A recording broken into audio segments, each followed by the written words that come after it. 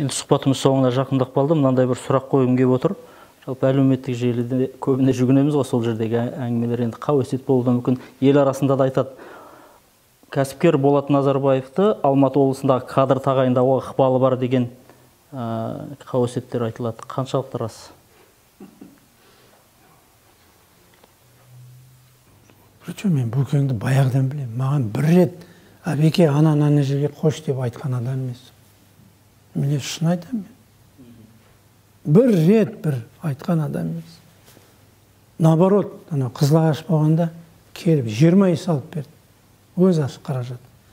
Анау туған жерге тоңдық деген бағдарлама шықты ма, рухани жаңғырту. Ана неде 10 үй салып берді ма или қанша?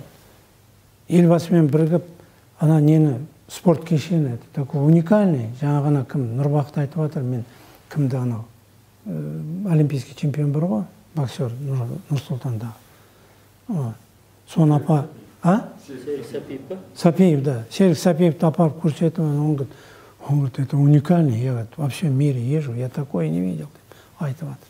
Говорит, сол қаражатын бер. Маған мынаны мына жерге қош деп айтқан адам емес ол.